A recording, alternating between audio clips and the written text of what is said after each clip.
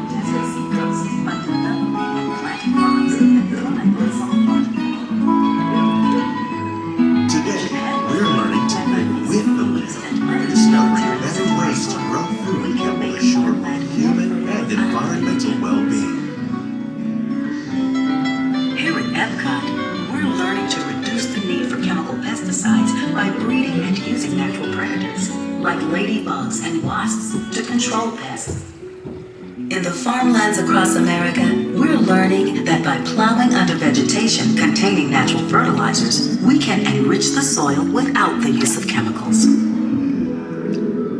In arid regions, we're learning to produce food on desert seacoasts by developing and planting crops that thrive on salt water.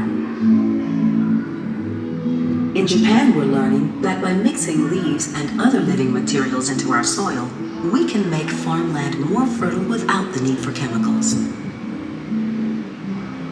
Here at Epcot, we're learning to reduce the need for chemical pesticides by breeding and using natural predators, like ladybugs and wasps, to control pests. In the farmlands across America, we're learning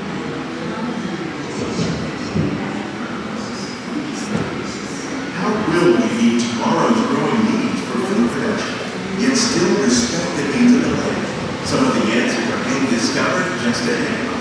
To help us maintain these carefully controlled ecosystems, and for your safety, please remain seated in your bed at all times.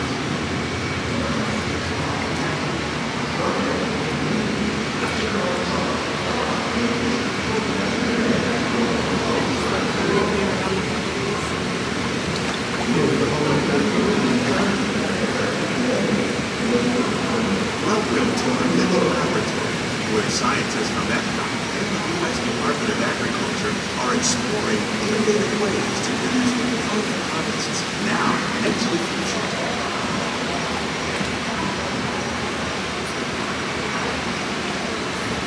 The tropics are home to the greatest diversity of plants on the planet. Many ingredients like papaya, bananas, cacao, coffee, and rice are well known around the world. These are just a few of the edible plants that have been an important source of nutrition for people living in the tropics. Many are rich in vitamins and minerals, while others are well adapted to growing in less than ideal conditions. Some, like the water lily, thrive in wet, swampy areas and waterways. All parts of this plant, even the flower petal, are edible. The starchy root of the plant has long been used to make flour for baking.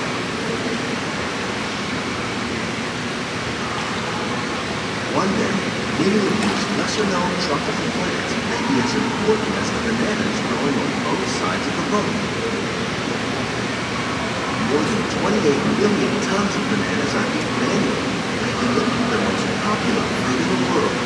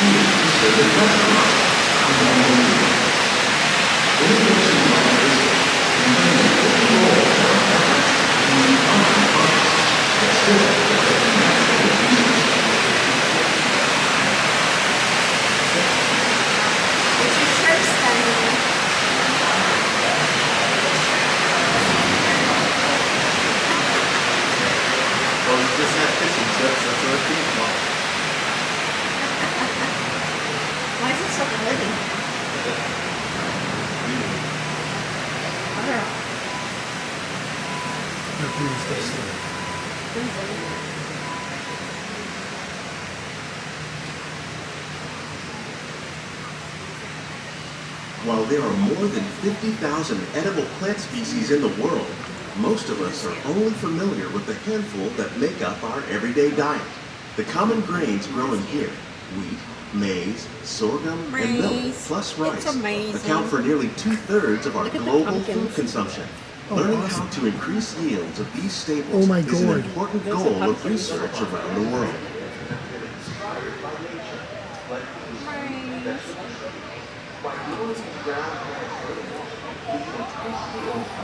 Look at how tall those horns are tall, huh?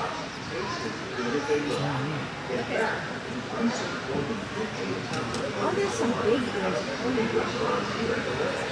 These plants are definitely on their way up.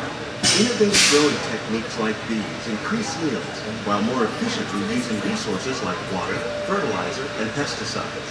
Another innovation at work here is our integrated pest management program. By populating our greenhouses with beneficial insects that prey on harmful pests like aphids and flies, we are significantly reducing our reliance on conventional pesticides. We're growing these crops using our nutrient film system. This technique precisely controls and recycles water and nutrients. With it, we can produce over 27,000 heads of lettuce a year in this one small area.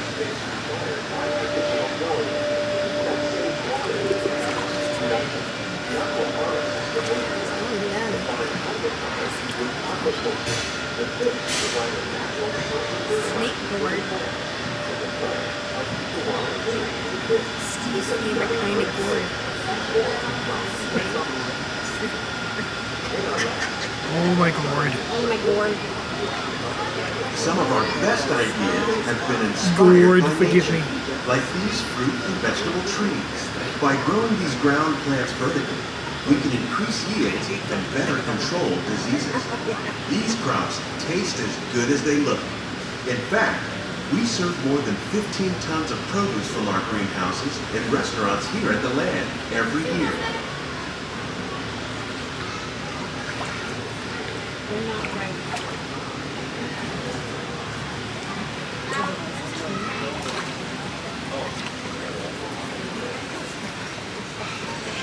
This must be the English.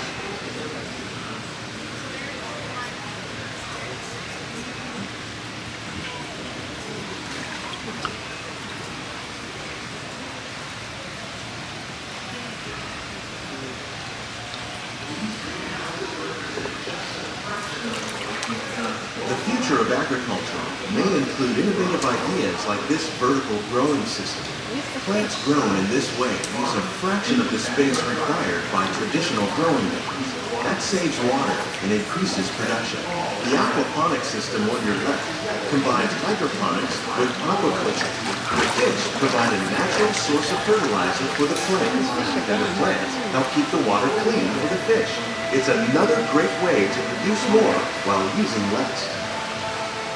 In our lab, Epcot scientists are working with the U.S. Department of Agriculture on a number of innovative projects. The goal of these efforts is to produce higher yielding and better quality plants.